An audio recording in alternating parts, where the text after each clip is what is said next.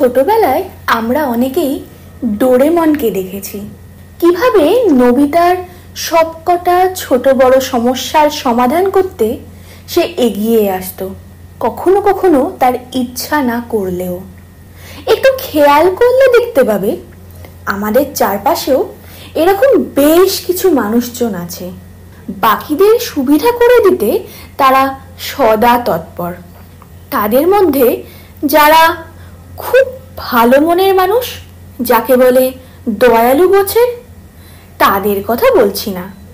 দেখবে কয়েকজন আছে যারা নিজেদের অসুবিধা করে হলেও বাকিদের সবটুকু সুবিধা দিতে চায়।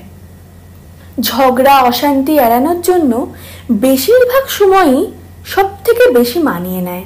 নিজের পছন্দ অপছন্দকে অনেক সময় দাবিয়ে রেখে বাকিদের খুশি করতে চায়। এমনকি কয়েকজন তার সুযোগ নিয়ে তাকে ব্যবহার করছে, সেটা বুঝতে পারলেও।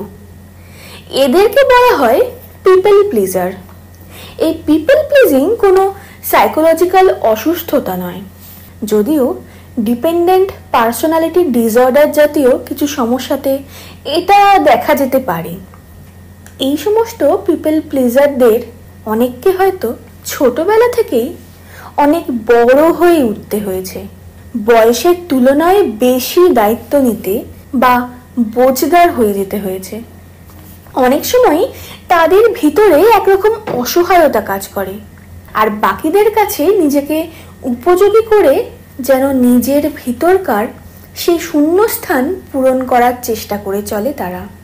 তাদের অনেক সময় মনে হয় বাইরের কেউ তাদের ভ্যালিডেট না করলে হয়তো তারা যোগ্য হয়ে উঠবে না। তাদের চাহিদাগুলো ইচ্ছাগুলো যেন বাকিদের থেকে কিছুটা কম প্রয়োজনীয়। এমনকি অন্যের ইচ্ছাগুলো কোনোভাবে পূরণ করতে না পারলে তাদের মনের মধ্যে অপরাধবোধও দেখা দিতে পারে।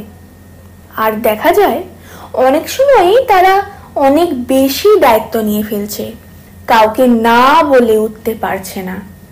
আবার এইসব পিপল প্লিজাররা অনেক সময় অন্যের দোষও নিজের ঘাড়ে চাপিয়ে নেয়, আর ধীরে ধীরে তাদের ইচ্ছা শক্তি, আশেপাশের লোকেদের সাথে সম্পর্কে অবনতি হতে থাকে। একসময় তাদের মনে হতে থাকে বাকিদের দাবি দেওয়ার বাইরে সে যে নিজে আসলে কে সে হয়তো এখনো জেনেই উঠতে পারেনি। তার ফলে তাদের মধ্যে মানসিক চাপ বেড়ে যাচ্ছে, একরকম বিরক্তি বা বিদ্বেষও তৈরি হতে শুরু করছে। যদি তুমি একজন পিপল প্লিজার হও বা তোমার চেনাশোনা কেউ যদি এরকম হয়ে থাকে, আজকের এপিসোড তোমার জন্য। ওয়েলকাম বন্ধুরা, আমি কাহন, আর আজ আমি নিয়ে এলাম কালকের থেকে বেটার পডকাস্টের আরেকটা নতুন এপিসোড, ডোরেমনের দুঃখ নিয়ে। যেটা বলছিলাম, এবার প্রশ্ন হচ্ছে আমাদের মধ্যে কয়েকজন এরকম পিপল প্লিজার হয়ে ওঠে কেন? উত্তরটা অনেক সময় লুকিয়ে থাকে তাদের ছোটবেলার মধ্যে। তারা হয়তো ছোটবেলায় এরকম ভাবে নিজের ইচ্ছাগুলো চেপে রেখে বাকিদের খুশি রেখেই বড় হয়েছে বা সেফ ফিল করেছে। কম সেলফ এস্টিম বা আত্মমর্যাদা থাকলেও তাদের এই প্রবণতা দেখা যেতে পারে।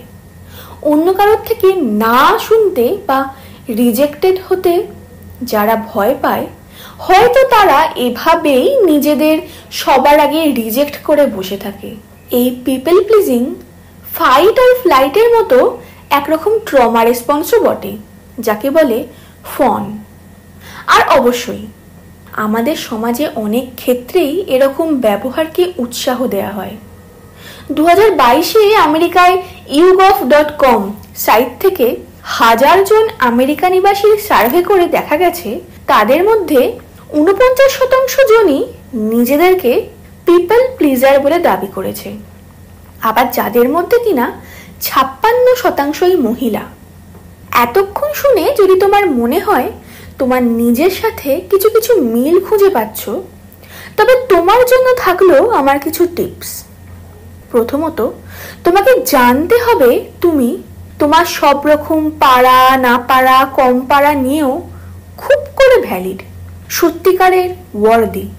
শুনে হয়তো এখন তুমি ঠিক নিজের সাথে মেলাতে পারছো না, কিন্তু ভাবো তো, তোমার জায়গায় তোমার খুব কাছের কেউ থাকলে কি তুমি বলতে তার ইচ্ছা অনিচ্ছাগুলোর কোনো গুরুত্ব নেই, যতক্ষণ না সে বাকিদের কথা সম্পূর্ণভাবে মেনে চলছে? আসলে ছোটবেলা থেকে বিভিন্নভাবে তোমার মনের মধ্যে তোমাকে নিয়ে একটা গল্প তৈরি হয়েছে, আর সেই গল্প তোমাকে বারবার বুঝিয়ে দিয়ে চলেছে যে তুমি যোগ্য নও। কিন্তু জীবন মাত্রেই বহমান, তাই তোমার ছোটবেলার যে গল্প তোমায় হয়তো কোনোভাবে সাহায্য করত, এখন আর তা করছে না। তাই তোমাকে এখন সেই ন্যারেটিভটা বদলাতে হবে, নিজের গল্পটাকে নিজের মতো করে এডিট করতে হবে। তোমার জীবনের স্টিয়ারিং তোমার নিজের হাতে নিতে হবে। তার জন্য তোমাকে নিজের ছোট ছোট ইচ্ছা, চাহিদা, আবদারগুলো, পছন্দগুলো অল্প অল্প করে বোঝার চেষ্টা করতে হবে। বাকিদের সাহায্য করতে যাওয়া মানেই সেটা ভুল নয়, কিন্তু বাকিদের জন্য যতটা করতে গেলে তোমার মনে হচ্ছে তাতে তোমার নিজের ভালো থাকা বাধা পাচ্ছে, সেখানে তোমাকে বাউন্ডারি বা সীমানা টানতে হবে। শিনচ্যানের একটা এপিসোডে যখন ওকে আইচেন জিজ্ঞাসা করেছিল সে রবিবার ফ্রি আছে কিনা, শিনচ্যান নির্দ্বিধায় বলেছিল না, সে রবিবার ঘুমিয়ে টাইম পাস করতে বিজি থাকবে। তোমাকে এরকম যুক্তি দিতে হবে না, বরং কোনো অজুহাতে দিতে হবে না। কিন্তু আস্তে আস্তে ছোট ছোট ক্ষেত্রে যেখানে বাকিদের রিকোয়েস্ট মেনে নিতে তোমার কোনো রকম অস্বস্তি হচ্ছে, তোমায় না বলা শিখতে হবে। কারণ গ্রেজ অ্যানাটমিতে জোলা বলেছিল, no is a complete sentence. এই না বলাটা একটা স্কিলও বটে। একেবারে অবশ্যই হবে না, তোমায় আস্তে আস্তে হয়তো আয়নার সামনে প্র্যাকটিস করতে হবে। এরপর তোমাকে নিজের সেলফ ওয়ার্থ বাড়াতে হবে। তার জন্য নিজের সেলফ টক বা নিজের সাথে নিজের কথোপকথনকে পজিটিভ করে তুলতে হবে। তুমি জার্নালিং, গ্র্যাটিটিউড আর অ্যাফার্মেশন প্র্যাকটিস করতে পারো তার জন্য। আর এই নিয়ে বিস্তারিত জানার জন্য আমার পডকাস্টের দ্বিতীয় এপিসোড তোমার মনে বসত করে কেমন জোনা শুনে দেখতে পারো। তৃতীয়ত, তোমাকে বিভিন্নভাবে নিজের কাছে নিজেকে যোগ্য বলে প্রমাণ করতে হবে। তার জন্য নিজের গুণগুলো নিয়ে তোমায় ভালোভাবে ওয়াকিবহাল হতে হবে। কোনো স্কিল বা হবিতে সময় দিতে হবে নিয়মিত, আর নিজের ছোট ছোট ইচ্ছাগুলো যখন যতটা পারবে নিজেকে পূরণ করার চেষ্টা করতে হবে। এভাবেই আস্তে আস্তে তুমি নিজের মনে জোর পাবে, তোমাকে বাকিদের মতোই গুরুত্ব দিয়ে ভাবতে শিখবে, আর তোমার কথাকে সকলের সামনে তুলে ধরতে সাহস পাবে। এবার তোমার আজকের হোমওয়ার্কের পালা। আজকে এখন থেকে পরের 24 ঘন্টা খেয়াল করার চেষ্টা করো তো, কখন তুমি বাকিদের খেয়াল রাখতে গিয়ে নিজের বাউন্ডারি অতিক্রম করছো। তোমার দেহ মনে ঠিক কিরকম প্রতিক্রিয়া হচ্ছে সেই মুহূর্তে, আর সেটা লিখে রাখো কোনো নোটবুকে বা তোমার ফোনের কোনো নোট অ্যাপে। আজকের এপিসোড কেমন লাগলো আমায় জানাতে ভুলো না কমেন্ট সেকশনে। এই এপিসোড ভালো লাগলে লাইক, শেয়ার আর আমার চ্যানেলকে ফলো বা সাবস্ক্রাইব করতে যেন ভুলো না।